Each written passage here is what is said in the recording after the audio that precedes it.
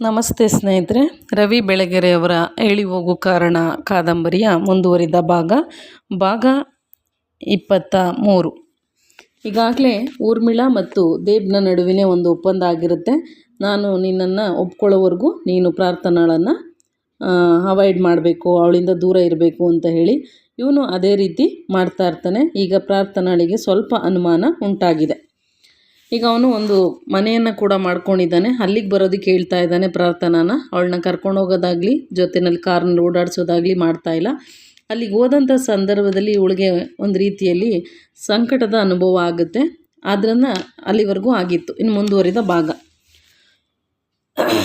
ಆದರೆ ದೇಬ್ ಆಗಲ್ಲ. ಮದುವೆ ಎಂಬುದು ಸಮಾಜದಿಂದ ಯಾವತ್ತೋ ಒಂದಿನ ಕೇಳಿ ಪಡೆದುಕೊಳ್ಳುವ ಸರ್ಟಿಫಿಕೇಟ್.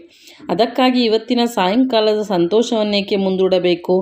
ಪೇಷನ್ಸ್ ಪರೀಕ್ಷಿಸಬೇಡ. ಮೂಳೆ, ಮಾಂಸ, ರಕ್ತ ತುಂಬಿದ ದೇಹಕ್ಕೆ ಕಾಮನೆಗಳಿರುತ್ತವೆ ಹೊರತು ಪಾವಿತ್ರ್ಯ, ಮುಹೂರ್ತ ಮುಂತಾದ ನಾನ್ಸೆನ್ಸ್ಗಳನ್ನೆಲ್ಲ ಅದಕ್ಕೆ ಅರ್ಥ ಮಾಡಿಸೋಕ್ಕಾಗಲ್ಲ. ಲೆಟ್ಸ್ ಹ್ಯಾವ್ ಇಟ್ ಅನ್ನುತ್ತಲೇ ತನ್ನೆಡೆಗೆ ಪ್ರವಾಹದಂತೆ ನುಗ್ಗಿ ಬಂದು ಬಿಟ್ಟಿದ್ದ.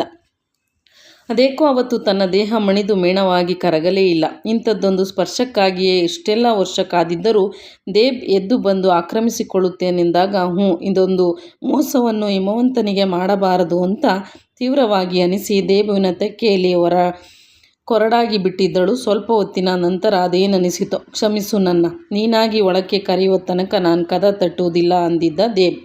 ಮುಖದಲ್ಲಿ ಅಸಮಾಧಾನ ಮತ್ತು ವ್ಯಾಘ್ರಭಾವ ಎದ್ದು ಕಾಣುತ್ತಿದ್ದವು. ಕರಾರುವಕ್ಕಾಗಿ ನೆನಪು ಮಾಡಿಕೊಂಡರೆ ಈಗೀಗ ಆಗನ್ನಿಸುತ್ತೆ. ಆ ಘಟನೆಯಾದ ನಂತರವೇ ದೇಬ್ ತನ್ನನ್ನು ಉದಾಸೀನ ಮಾಡತೊಡಗಿದ್ದು, ಕಣ್ತಪ್ಪಿಸಿ ತಿರುಗತೊಡಗಿದ್ದು, ಪೂರ್ತಿಯಾಗಿ ಹಾಸ್ಟೆಲಿಗೆ ಬರುವುದನ್ನೇ ಬಿಟ್ಟು ಬಿಟ್ಟಿದ್ದು. ಬಹುಶಃ ಆ ದಿನಗಳಿಂದಲೇ ಊರ್ಮಿಳೆಯ ವರ್ತನೆಯಲ್ಲಿ ಬದಲಾವಣೆ ಕಾಣತೊಡಗಿದ್ದು. ಅದರರ್ಥ ಸೂರ್ಯ ರಥದ ದಿಕ್ಕು ಬದಲಾಯಿತೆ. ಖುದ್ದು ಹೋಗಿದ್ದಳು ಪ್ರಾರ್ಥನಾ. ಒಂದು ಹಂತದಲ್ಲಿ ಅನುಮಾನಗಳು ಎಷ್ಟು ತೀವ್ರವಾಗಿದ್ದವೆಂದರೆ ಇಳಿ ಸಂಜೆ ಹೊತ್ತಿಗೆ ಜೊತೆಯಲ್ಲಿ ಯಾರನ್ನೂ ಕಳೆದುಕೊಳ್ಳದೆ ಏಕಾಂಗಿಯಾಗಿ ಹೋಗಿ ಗುಂಡಿ ಛತ್ರದ ಮನೆಯ ಬಾಗಿಲ ಮುಂದೆ ನಿಂತಿದ್ದಳು. ಅಕಸ್ಮಾತ್ ಒಳಗೆ ದೇಬುವಿನೊಂದಿಗೆ ಊರ್ಮಿ ದೀದಿ ಇದ್ದಿರಬಹುದಾ? ಬಾಗಿಲು ತಟ್ಟಿದ ತಕ್ಷಣ ಅದು ತೆರೆದುಕೊಂಡು ಬಿಟ್ಟರೆ, ಊರ್ಮಿ ಕಿಲ್ಲನೆ ನಕ್ಕದು ಕೇಳಿಸಿಬಿಟ್ಟರೆ, ದೇಬ್ ಬನೀನು ಕೂಡ ಹಾಕಿಕೊಳ್ಳದೆ ಕುಳಿತಿದ್ದರೆ, ಮನಸ್ಸೇಕೋ ವಿಪರೀತ ಸಂಕಟಗೊಂಡು ತಳಮಳಿಸಿತು. ಬಾಗಿಲ ಮುಂದೆ ಹಾಗೆ ನಿಂತ ಎಷ್ಟೋ ಹೊತ್ತಿನ ನಂತರವೇ ಅವಳು ಗಮನಿಸಿದ್ದು ಬಾಗಿಲಿಗೆ ಬೀಗ ಹಾಕಿದೆ. ಅದೊಂದು ಸಮಾಧಾನದೊಂದಿಗೆ ಹಿಂದಿರುಗಿದಳಾದರೂ ಹಾಸ್ಟೆಲ್ನ ಹೆಬ್ಬಾಗಿಲ ತಲುಪುವ ಹೊತ್ತಿಗೆ ಹಾಗೆಲ್ಲ ಅವಸರಿಸುವವನಲ್ಲ ದೇಬ್. ಮೊದಲು ಮರ್ಸಿಡೀಸ್ನಲ್ಲಿ ಸುತ್ತಾನೆ, 100 ಗಂಟೆ ಮಾತನಾಡುತ್ತಾನೆ, ಎಲ್ಲೆಲ್ಲಿಯೋ ಹಾಡು ತಂದು ಕೇಳಿಸುತ್ತಾನೆ. ಪ್ರೇಮದ ಹಣ್ಣು ಮಾಗಿದ ವಾಸನೆ ಬರುವ ತನಕ ಅವನು ಆಕೆಯನ್ನು ಛತ್ರದ ಹಿಂದಿನ ಮನೆಗೆ ಕರೆತರಲಾರ. ಇದ್ದರೆ ಇಷ್ಟು ಹೊತ್ತಿಗೆ ಬಾತಿಯ ಹತ್ತಿರದ ದಾಬಾದಲ್ಲಿದ್ದಾನು. ನಸುಗತ್ತಲ ಹೋಟೆಲ್. ಟೇಬಲಿನ ಮೇಲೆ ಉರಿಯುವ ಮೇಣ, ಕರಗುವ ಮೇಣ, ಎದುರಿನಲ್ಲಿ ಊರ್ಮಿಳಾ. ಪ್ರಾರ್ಥನಾಳಿಗೆ ಸಂಕಟ ತಡೆಯಲಾಗಲಿಲ್ಲ. ಬಾಯ್ಸ್ ಹಾಸ್ಟೆಲ್ಗೆ ಫೋನ್ ಮಾಡಿ 3rd ಇಯರ್ ವಿದ್ಯಾರ್ಥಿ ರಾಕಿಗೆ ಬರಲು ಹೇಳೋಣವೇ ಅಂದುಕೊಂಡಳು. ಅವನದು ಮೊಬೈಕಿದೆ. ವಿಷಯವನ್ನೇನು ವಿವರಿಸಬೇಕಾಗಿಲ್ಲ. ಊಟ ಮಾಡಬೇಕಾಗಿದೆ. ಬಾತಿಗೆ ಹೋಗೋಣ ಅಂದರೆ ಸಂತೋಷದಿಂದ ಕರೆದೊಯ್ಯುತ್ತಾನೆ.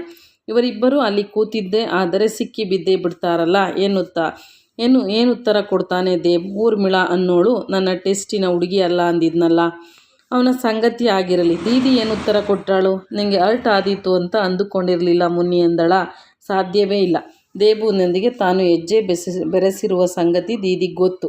ಬಾಯಿ ಬಿಚ್ಚಿ ಮಾತನಾಡದಿದ್ದರೇನಂತೆ. ಹಿಮವಂತನೊಂದಿಗಿನ ಬೆಸುಗೆ ಬಿಟ್ಟು ಹೋಗಿರುವ ಸಂಗತಿ ಆಕೆಗೆ ಚೆನ್ನಾಗಿ ಗೊತ್ತು. ಪ್ರತಿನಿತ್ಯ ದೇಬ್ ಬಾಬು ಹಾಸ್ಟೆಲ್ಗೆ ಬರುತ್ತಿದ್ದುದು ಗೊತ್ತಿದ್ದು ನನ್ನ ಕನಸು ಒಡೆಯುತ್ತಾಳ.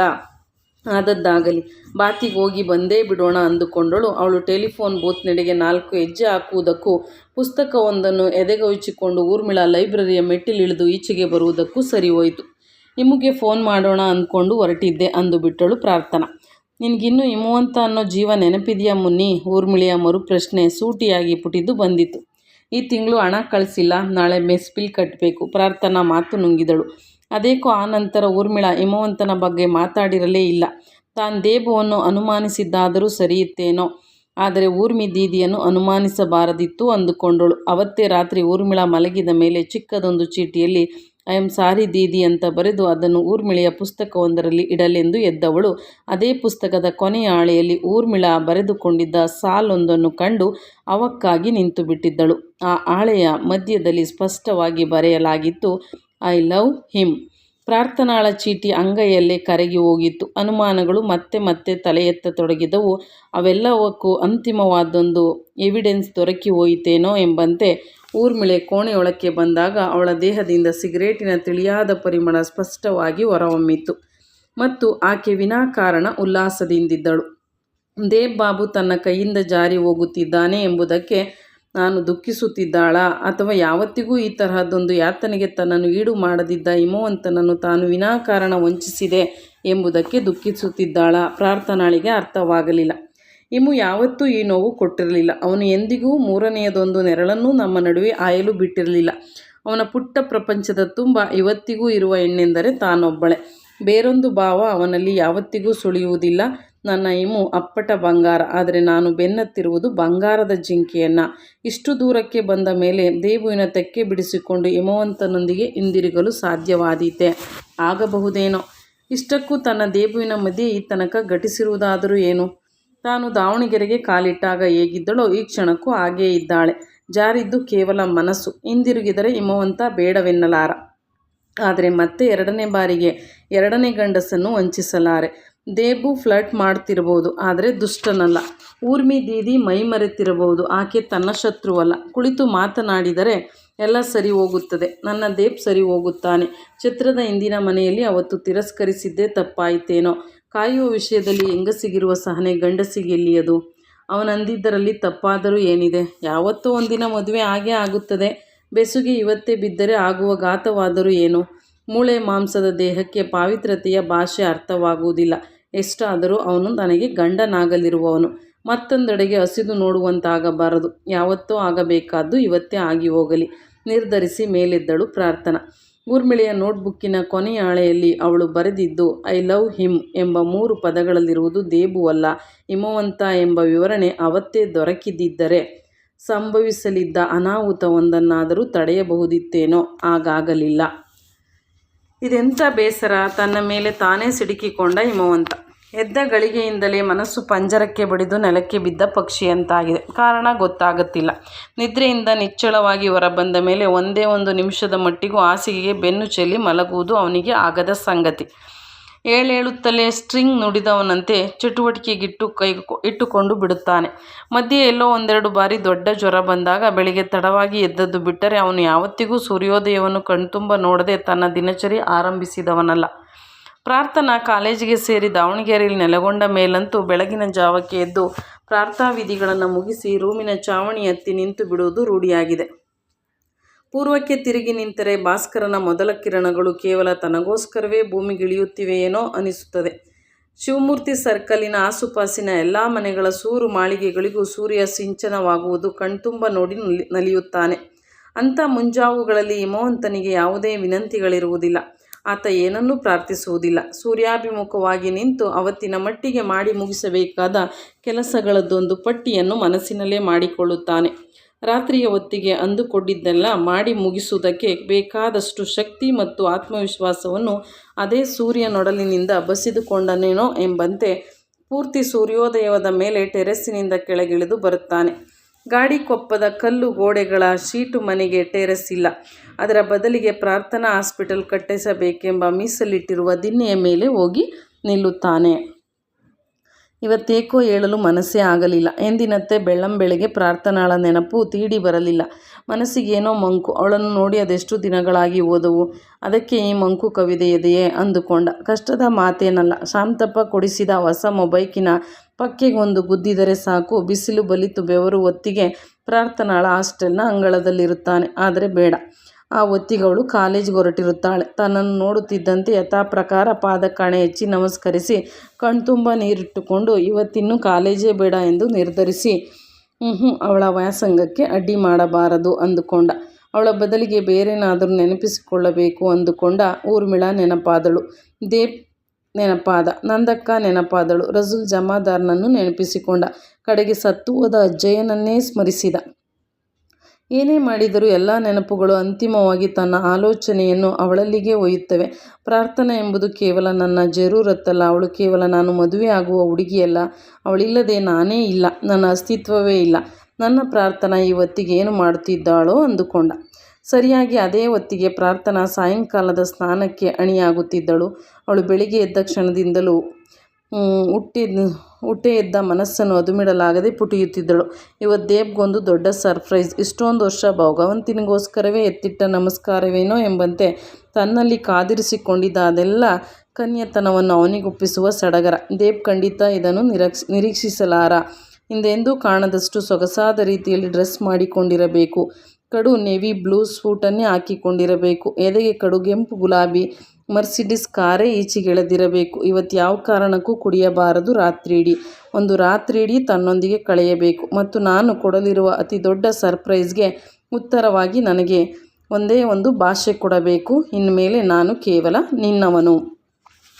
ನನ್ನ ದೇವ್ ಖಂಡಿತ ಇಲ್ಲವೆನ್ನಲಾರ ಅಂದುಕೊಳ್ಳುತ್ತಲೇ ಬಾತ್ರೂಮಿನ ನಸುಗತ್ತಲೆಯಲ್ಲಿ ನಿಂತು ತನ್ನ ಬೆತ್ತಲೆ ಭುಜಗಳನ್ನು ಶವರ್ಗೆ ಒಡ್ಡಿದಳು ಪ್ರಾರ್ಥನಾ. ಅವಳಿಗೆ ಗೊತ್ತು, ನಿಷೇಕದ ರಾತ್ರಿಗೆ ಮುಂಚೆ ಇಂಥದ್ದೇ ಒಂದು ಸ್ನಾನವನ್ನು ಮಗಳಿಗೆ ತಾಯಿ ಮಾಡಿಸುತ್ತಾಳೆ. ಆದರೆ ದಾವಣಗೆರೆಯಲ್ಲಿ ಅಮ್ಮ ಇಲ್ಲ. ಅಮ್ಮ ಎನ್ನುವವಳು ತನ್ನ ಜೀವಮಾನದಲ್ಲೇ ಇಲ್ಲ. ನಿಷೇಧಕ ರಾತ್ರಿ ಅಮ್ಮ ಅದೇನು ಗುಟ್ಟು ಹೇಳಿಕೊಡುತ್ತಾಳೆ. ಆದರೆ ಅಮ್ಮ ಇಲ್ಲ. ಅಪ್ಪ ಮನೆಯ ವರಾಂಡದಲ್ಲೆಲ್ಲೋ ಒರಟಾಗಿ ಈಜಿ ಚೇರು ಹಾಕಿಕೊಂಡು ಕುಳಿತು ಮಗಳಿಗೆ ಮದುವೆ ಮಾಡಿ ಮುಗಿಸಿದ ಭಾರವಿಡಿಸಿಕೊಳ್ಳುತ್ತಿರುತ್ತಾನೆ. ಆದರೆ ಅಪ್ಪ ಇಲ್ಲ. ನಿಷೇಧಕ ರಾತ್ರಿ ಎಂದು ಹುಡುಗಿಗೆ ಹೂ ಮುಡಿಸಿರುತ್ತಾರೆ, ಹೊಸ ಸೀರೆ ಉಡಿಸಿರುತ್ತಾರೆ. ಅವಳನ್ನು ಯಾರೋ ಕೆಣಕುತ್ತಾರೆ, ಇನ್ಯಾರೋ ಗೇಲಿ. ಎದೆಯಲ್ಲಿ ಚಿಕ್ಕದೊಂದು ಆತಂಕ. ಕೈಯಲ್ಲಿ ಹಾಲಿನ ಬಟ್ಟಲು ಹಿಡಿದು ಕೋಣೆಯೊಳಕ್ಕೆ ಕಾಲಿಡುತ್ತಿದ್ದಂತೆ ಬೆನ್ನ ಹಿಂದೆ ಬಾಗಿಲು ಮುಚ್ಚಿಕೊಳ್ಳುತ್ತದೆ. ಹೊರಗೆ ಗೆಳತಿಯರೆಲ್ಲ ನಕ್ಕ ದನಿ, ಒಳಗೆ ಹಿತವೆನಿಸುವಂಥ ಮೌನ. ಆದರೆ ತನಗೆ ಅದ್ಯಾವುದೂ ಇಲ್ಲ. ಅವರ್ಯಾರೂ ಇಲ್ಲ. ಬೆನ್ನ ಹಿಂದಿನ ಬಾಗಿಲು ಕೂಡ ನಾನೇ ಹಾಕಿಕೊಳ್ಳಬೇಕು. ಅಕಸ್ಮಾತ್ ಇವತ್ತು ಹಿಮವಂತ ಇಲ್ಲಿದ್ದಿದ್ದರೆ ನನ್ನ ತಪ್ಪನ್ನೆಲ್ಲ ಕ್ಷಮಿಸಿ ಅವನೇ ಅಮ್ಮ, ಅಪ್ಪ, ಗೆಳತಿ, ಬೆನ್ನ ಹಿಂದಿನ ಬಾಗಿಲು ಎಲ್ಲ ಆಗಿಬಿಡುತ್ತಿದ್ದನಾ? ಹಿಮವಂತ ದೇವರಲ್ಲವೇ? ದೇವರಿಗೆ ಶ್ರಮಿಸುವುದು ಗೊತ್ತು. ಆದರೂ ದೇವರನ್ನು ನಾನು ವಂಚಿಸಬಾರದಿತ್ತು ಎಂಬ ಅನಿಸಿಕೆಯೊಂದಿಗೆ ರಪ್ಪನೆ ಶವರ್ ನಿಲ್ಲಿಸಿ ಹೊಸ ಬಟ್ಟೆಯೊಡನೆ ಹೊಸ ಆಲೋಚನೆಯೆಡೆಗೆ ಏಕಕಾಲಕ್ಕೆ ತಿರುಗಿದಳು ಪ್ರಾರ್ಥನಾ. ಯಾರಿಲ್ಲದಿದ್ದರೇನಂತೆ, ನನಗೆ ದೇವ್ ಇದ್ದಾನೆ. ಇವತ್ತಿನ ಸಲಗ್ನ ಒಂದು ಆಗಿ ಹೋಗಲಿ. ಮಧ್ಯರಾತ್ರಿ ಆ ಮುಹೂರ್ತದಿಂದ ಅವನು ಕೇವಲ ನನ್ನವನು. ದೇಬುವಿನ ಜಗತ್ತಿನಲ್ಲಿ ಮತ್ತೊಂದು ಹೆಣ್ಣಿನ ನೆರಳು ಯಾವ ಕಾರಣಕ್ಕೂ ಕದಲುವುದಿಲ್ಲ.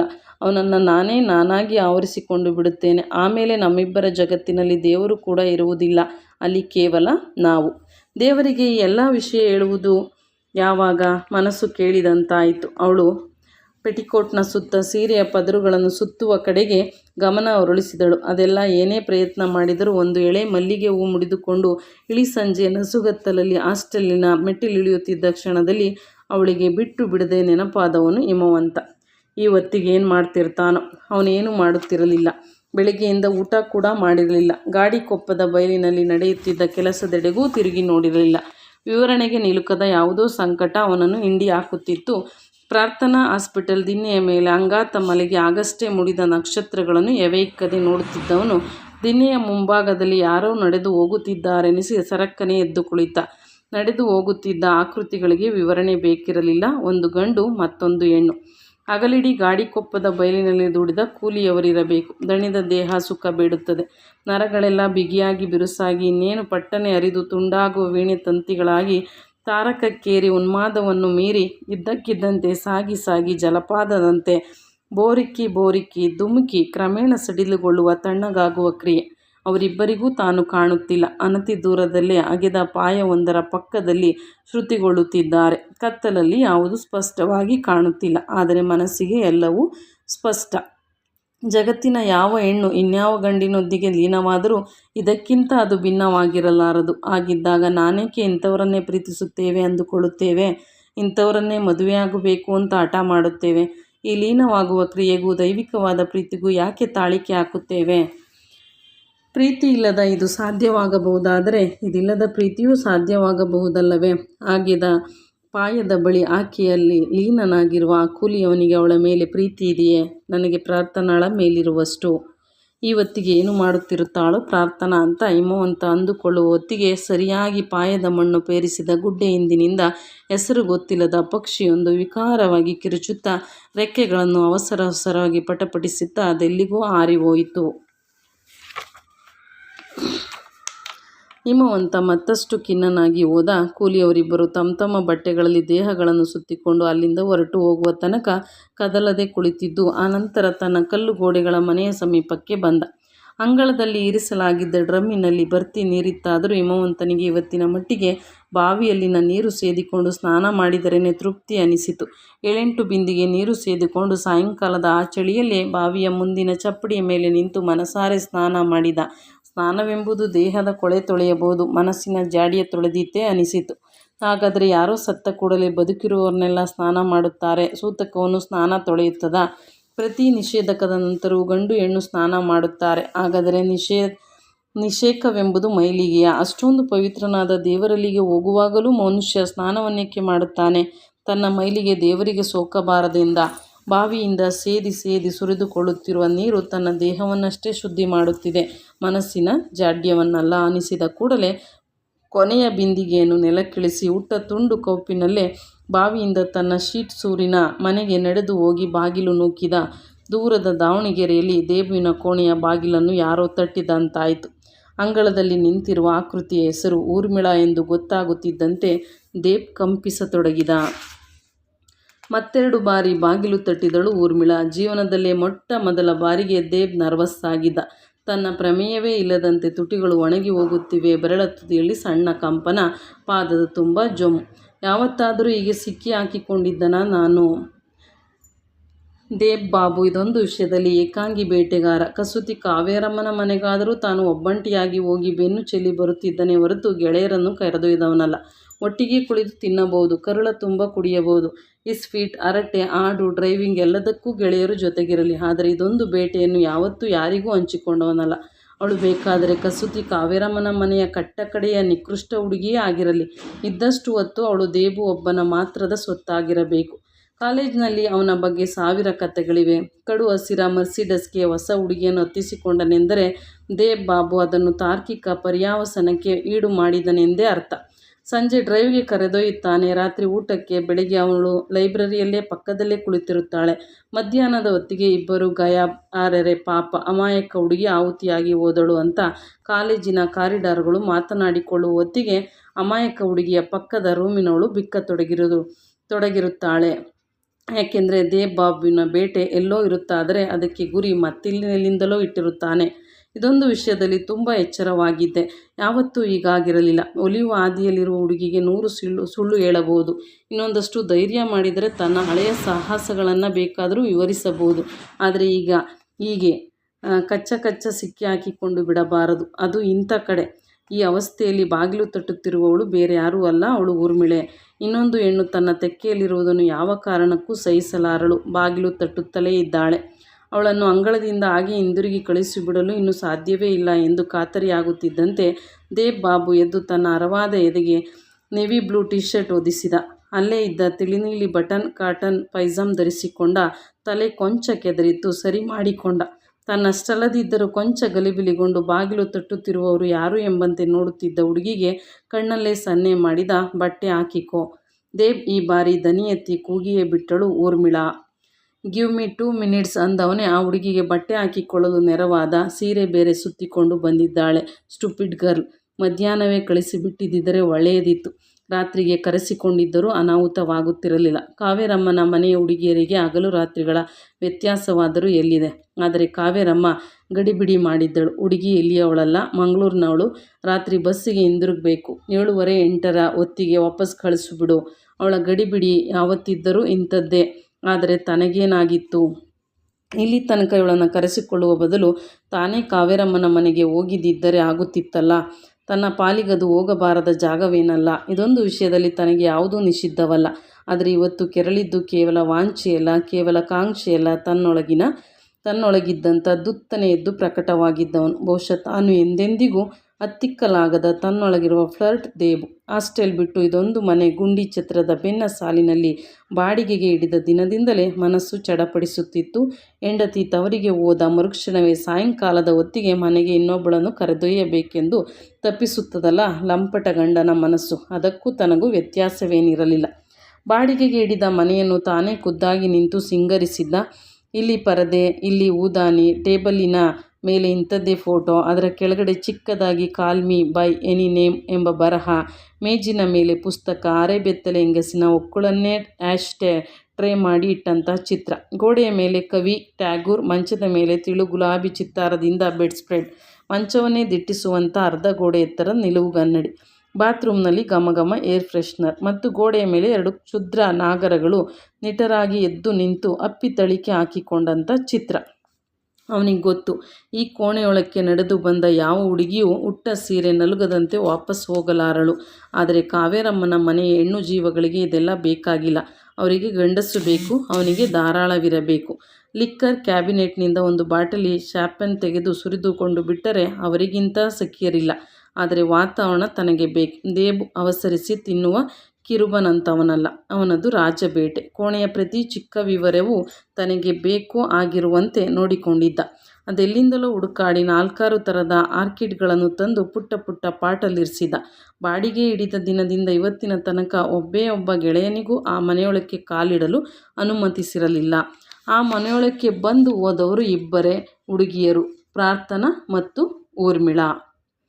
ದೇಬುವಿನ ಈಗೋ ನರಳುತ್ತಿದ್ದೆ ಅಲ್ಲಿ. ಇಬ್ಬರೂ ತನ್ನನ್ನು ಪ್ರೀತಿಸುತ್ತಾರೆ, ಇಬ್ಬರೂ ಒಲಿದಿದ್ದಾರೆ, ಜೊತೆಯಲ್ಲಿ ಇಬ್ಬರೂ ಅಲೆಯುತ್ತಾರೆ. ಆದರೆ ಈ ಮನೆಯೊಳಗಿನಿಂದ ಇಬ್ಬರೂ ಸೀರೆಯ ನೆರಿಗೆ ಕೂಡ ಮುರಿಯದೆ ಎದ್ದು ಹೋಗಿದ್ದಾರೆ.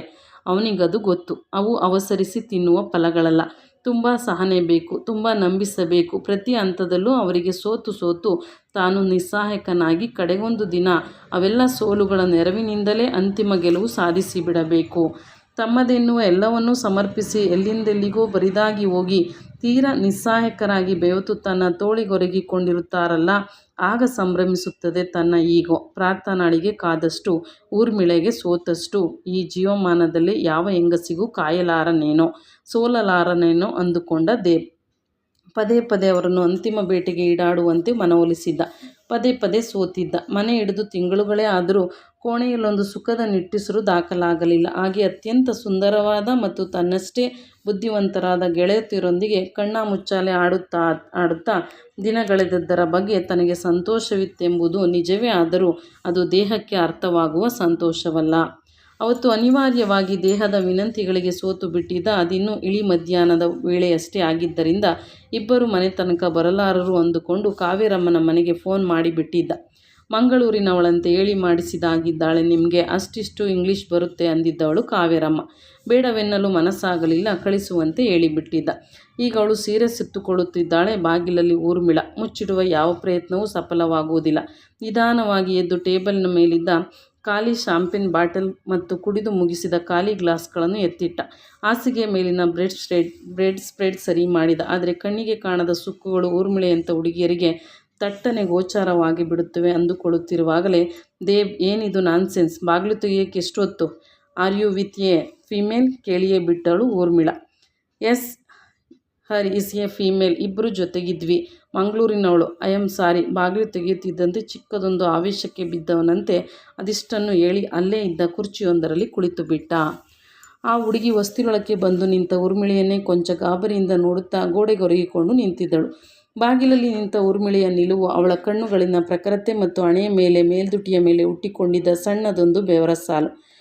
ಆ ಮಂಗಳೂರಿನ ಹೆಂಗಸಿಗೆ ಊರ್ಮಿಳೆಯ ಮುಖವನ್ನು ಮತ್ತೆ ದಿಟ್ಟಿಸಿ ನೋಡುವ ಧೈರ್ಯವಾಗಲಿಲ್ಲ. ಕುರ್ಚಿಯಲ್ಲಿ ಕುಸಿದು ಕುಳಿತಿದ್ದ ದೇಬ್ ಚಿತ್ರದಂತಾಗಿ ಬಿಟ್ಟಿದ್ದ. ಆ ಪುಟ್ಟ ಮನೆಯ ಪಡಸಾಲಿ ಎಂಥ ದಾರುಣವಾದ ಮೌನ ಹರಡಿಕೊಂಡಿತ್ತೆಂದರೆ, ಮೂವರ ಪೈಕಿ ಯಾರೊಬ್ಬರು ಮಾತಾಡಿದರೂ ಅದು ಮಾತಿನಂತಿರದೆ ದೊಡ್ಡದೊಂದು ಸ್ಫೋಟದಂತೆ ಸಿಡಿದು ಬಿಡುತ್ತೇನೋ ಎನಿಸುವಂತಿತ್ತು. ಗೋಡೆಗೆ ಒರಗಿ ನಿಂತವಳನ್ನು ನೋಡಿ ಮುಗಿದ ಮೇಲೆ ಅವಳೊಂದು ಸಲ ದೇಬುವನ್ನು ನೋಡಿದಳು. ನೀನು ಗಂಡ್ಸಾ? ನೀನು ಪ್ರೀತಿಸೋನು ಸಣ್ಣ ಕರುಳಿನ ಆಳದಿಂದ ಹುಟ್ಟಿಕೊಂಡು ಬರುತ್ತದೆ. ಅಸಹ್ಯ. ಊರ್ಮಿ, ನಂಗೆ ನೀನು ಬೇಕು ಕಣೆ. ನನ್ನದೇನಿದ್ರೂ ನೇರ ವ್ಯವಹಾರ. ಪ್ರೀತಿ ಪ್ರೇಮ ಅಂತೆಲ್ಲ ಕನಸು ಕಟ್ಟಿಕೊಂಡು ಕಾಯೋಕ್ಕೆ ನನ್ನ ಕೈಲಾಗಲ್ಲ. I need you. ನೀನು ನನ್ನ ದೇಹ, ಸ್ವಲ್ಪ ಹೊತ್ತಿನ ಸ್ನೇಹ, ಚಿಕ್ಕದೊಂದು ಮುನ್ನುಡಿ ಸಾಕು ಅಂತ ವ್ಯವಹಾರ ಮುಗಿದು ಹೋಗೋದಕ್ಕೆ ಆಗಂತ ನೆರವಾಗಿ ಕೇಳಿದಿದ್ದರೆ ನೀನು ಜೊತೆಗಿರೋಕ್ಕೆ ನಾನು ಒಪ್ಕೊಳ್ತಿದ್ನೋ ಇಲ್ವೋ ಅದು ಬೇರೆ ಮಾತು. ಆದರೆ ನಿಜ ಹೇಳ್ತೀನಿ ಕೇಳು. ನಿನ್ನ ಬಗ್ಗೆ ಈಗ ಹುಟ್ಟಿರೋ ಥರದ ಅಸಹ್ಯ ಆಗ ಖಂಡಿತ ಹುಡ್ತಿರ್ಲಿಲ್ಲ. ಫಾರೆಸ್ಟ್ ಲಾಡ್ಜಿನ ಬಾಗಿಲಲ್ಲೇ ನಿಂತು ನಿಂಗೆ ಹಾಗಂತ ಹೇಳಿದ್ದು. ಇಷ್ಟರ ಮೇಲೆ ನಾನು ಬೇಕೇ ಬೇಕು ಅನ್ನೋದಾದರೆ ಇವತ್ತೇ ಅದೆಲ್ಲ ಆಗಿ ಹೋಗಲಿ ಅಂತ. ಆದರೆ ನೀನು ಅವತ್ತು ಮಾತಾಡಿದ್ದೇನು? ನಿನ್ನೆ ಮಧ್ಯಾಹ್ನದ ತನಕ ಮಾತಾಡಿದ್ದೇನು? ಇನ್ನೊಂದು ವಂಚನೆಯೋ ಆತ್ಮವಂಚನೆಯೋ ನೀನೇ ಹೇಳು ದೇವ್. ಸಾಯಂಕಾಲ ಜೊತೆಗಿದ್ದಷ್ಟು ಹೊತ್ತು ಪ್ರೀತಿ ಅಂತೀಯ, ಪ್ರೇಮ ಅಂತೀಯ. ನಾನು ಸತ್ತು 10 ವರ್ಷ ನಂತರ ನಿನ್ನ ಮೇಲಿನ ಪ್ರಾಮಾಣಿಕತೆ ಪ್ರೀತಿ ಸತ್ತಿರೋದಿಲ್ಲ ಅಂತೀಯ. ಪ್ರಾರ್ಥನಾ ಜೊತೆ ಸುತ್ತಿದ್ದು ಕೇವಲ ನನ್ನನ್ನು ಹರ್ಟ್ ಮಾಡೋಕ್ಕೆ ಅಂತೀಯ. ಈಗ ಹೇಳು ದೇಬು, ಇಂಥದ್ದೊಂದು ಸ್ಥಿತಿಯಲ್ಲಿ ನಿನ್ನನ್ನು ನೋಡಿದ ಮೇಲೂ ನಿನ್ನ ಮಾತುಗಳನ್ನು ನಂಬು ಅಂತೀಯ. ಊರ್ಮಿಳೆಯ ಅಬ್ಬರ ವಾಕ್ಯದಿಂದ ವಾಕ್ಯಕ್ಕೆ ಹೆಚ್ಚಾಗುತ್ತಾ ಹೋಯಿತು. ಅವಳ ಶ್ರಿಲ್ ಆದ ದನಿಗೆ ಅಷ್ಟೊಂದು ತಾಕತ್ತಿದೆ ಅಂತ ಗೊತ್ತೇ ಇರಲಿಲ್ಲ. She is ಫಮ್ಮಿಂಗ್. ಇನ್ನೆಂಥ ಪರಿಸ್ಥಿತಿಯಲ್ಲಿ ಆಗಿದ್ದರೂ ತಾನು ಸುಧಾರಿಸಿಕೊಂಡು ಎಲ್ಲವನ್ನೂ ನಿಭಾಯಿಸಿ ಬಿಡುತ್ತಿದ್ದನೇನೋ. ಆದರೆ ಊರ್ಮಿಳಾ ತಟಭಾರದ ಹೊತ್ತಿನಲ್ಲಿ ಬಾಗಿಲು ತಟ್ಟಿಬಿಟ್ಟಿದ್ದಳು. ಒಬ್ಬ ಗಂಡಸನ್ನು ಇದಕ್ಕಿಂತ ನಿಸ್ಸಹಾಯಕ ಸ್ಥಿತಿಯಲ್ಲಿ ನೋಡಲಿಕ್ಕೆ ಸಾಧ್ಯವಿಲ್ಲ. ದೇಬುವಿಗೆ ತಲೆ ಎತ್ತಿ ಊರ್ಮಿಳೆಯನ್ನು ನೋಡುವುದು ಆಗಿರಲಿ, ತಾನೇ ಕೇಳಿ ಕರೆಸಿಕೊಂಡಿದ್ದ ಆ ಮಂಗಳೂರಿನ ಹುಡುಗಿಯ ಮುಖವನ್ನು ನೇರವಾಗಿ ನೋಡುವ ಧೈರ್ಯವಾಗಲಿಲ್ಲ. ಅವಳು ಬಂದು ಹೆಚ್ಚೆಂದರೆ 2 ತಾಸಾಗಿವೆ. ತನ್ನೊಂದಿಗೆ ಕುಡಿದಿದ್ದಾಳೆ, ಊಟ ಮಾಡಿದ್ದಾಳೆ, ಮಾತು ಹಾಡು ನಗೆ ಎಲ್ಲವೂ ಕೂಡ. ಇಲ್ಲಿವರೆಗೂ ಇರಲಿ, ಮುಂದಿನ ಭಾಗದಲ್ಲಿ ಮಾಡ್ತೀನಿ. ಧನ್ಯವಾದ.